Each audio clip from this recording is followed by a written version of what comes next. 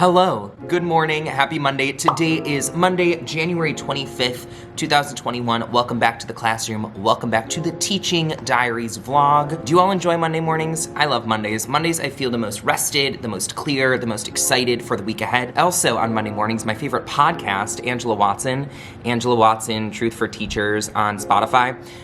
She's fantastic. I've talked about her before on a couple of my previous videos. Angela Watson posts her podcasts on Sunday for teachers to listen to Monday morning on their drive into work to get them excited and energized for the week ahead. This morning on her podcast, Angela was using the analogy of a train to kind of paint this image. So if my end destination for me, Kyle, as an educator, my end goal is that we live in a country where all students, regardless of where they are from, income, all of those things, receives an incredible education, right? Like that's my goal. That is what I am working towards. That's the train I am on. I am not going to let people who are not on my train try to get me off of my train. I'm going to try my best to get them on the train with me, to try to get as many allies as possible on this train, leading me towards this education system that I know will be best for our kids. But I'm not going to let them bring me down if they are refusing to get on the train, if they're not open to having a conversation about what it looks like to be on the train, right? All of those things. And I thought it was a really hopeful analogy. Feeling excited, feeling energized. We have a full day today in the classroom. Thought I'd bring you along for the ride, so let's get into it. Do you all follow me on Instagram? If not, it's okay, but you should give me a follow. I just posted on my Instagram talking about student surveys. At the end of every quarter, I sent out a survey to my students to basically gauge the temperature of how things are going in our classroom. You go eat at a restaurant, they ask you to fill out a survey so that they can improve the quality of the food that they are serving you.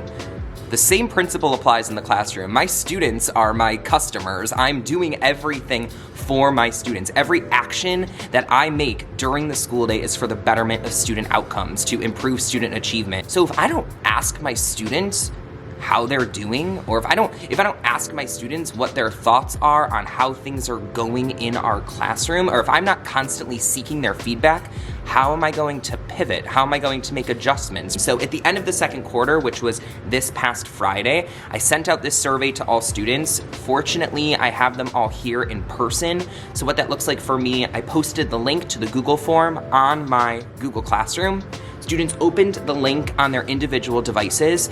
I read every question out loud. So question number 1, I would post on the smartboard. They would have it in front of them. I would read the question to them.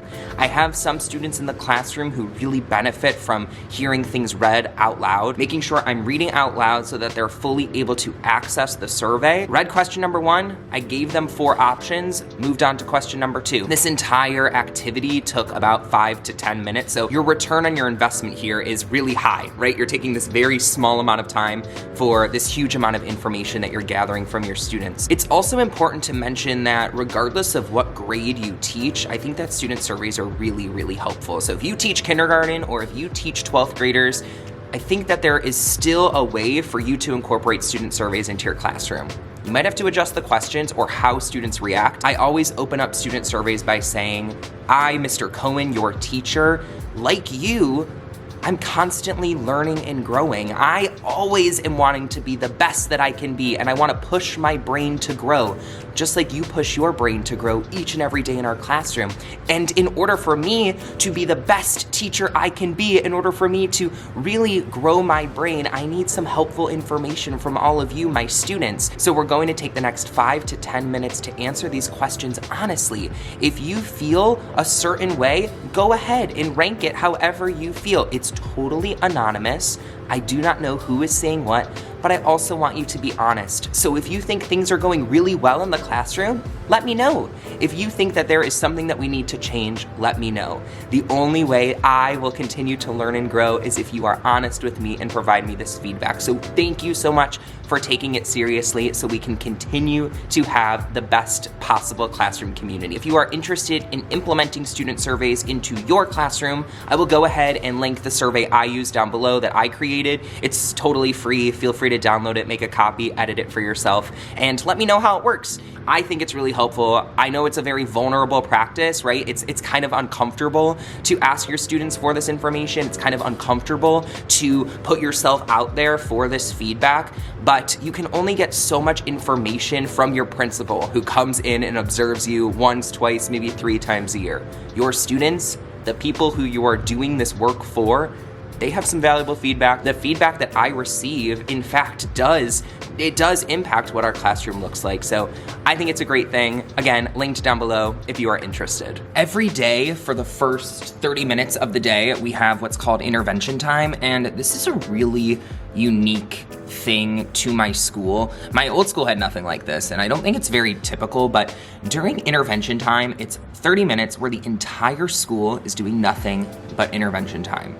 And what this means is essentially we meet together in our PLCs, our grade level teams, and we have conversations about students who need some additional interventions and support. Students who are not necessarily identified on some sort of plan for a wide range of needs that they may have, right? These are other students who kind of are on the bubble, who kind of are overlooked, students who might not get enough support, but need something, but not enough to have like a specific identified support in place, right? Like those bubble students who we often refer to. This 30 minutes each and every day is a time for those students to be getting some additional enrichment, some additional support. So we have a system in our building where we come together and basically talk about how we can best be supporting those students, and we each kind of make different groups based on level. So for us, it's really focused on reading instruction. Here in the 4th grade, we're looking at students who could use some additional reading, fluency, comprehension, language supports. So we have some specific teams put together for kids who could really use some enrichment, and I have a group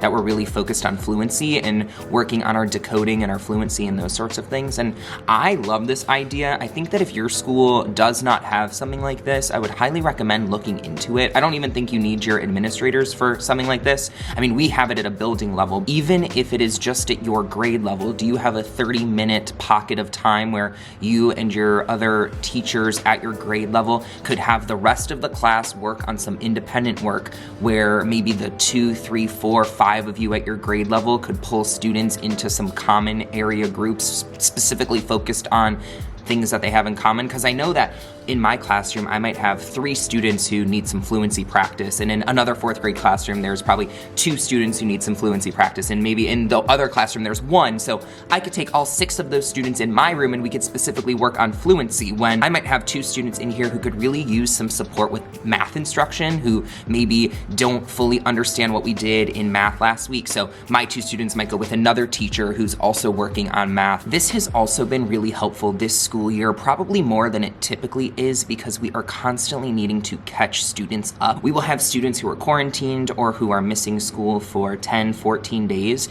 and that 30 minutes is so helpful to pull students who just maybe missed content, who missed a material, who we need to be catching up. So right now, I am prepping my morning work for this upcoming week. So my practice in my classroom is students walk in here in the morning, they have morning work waiting for them. This week, I have students working on all sorts of things. There's some language stuff in here, there's some reading in here, there's some math in here, basically a nice spiral review. So after they complete their morning work, then they can engage in some of our can-do activities. I'm a big proponent of what is going on here during that 30 minutes of intervention time, and I think it is something that I will forever be doing, whether that is in my classroom, at my school, when I'm one day a principal, to make sure that we are all staying on top of students who really could use a push and some extra support to get them to that next level. So I had a long list of things that I needed to get done this afternoon, but I just like redid my entire classroom. Let me show you what I mean. So before I had my desks, they were like really close to each other throughout the room, and I had my small group table, which you'll now see here. It was sitting right over here, but instead I pushed the desks over this way, moved the small group table back over there so that things are more spaced out, and I'm liking it. I think it'll be better to have students more spaced out, and then when they're working, I take my green chair and I come up to their desks and I look at their work, and we have little conferences like that because I'm conferencing with students all day. So I think that will be good for kids being spread out more because of the pandemic, and then also it'll be good for me in my green chair to have more space.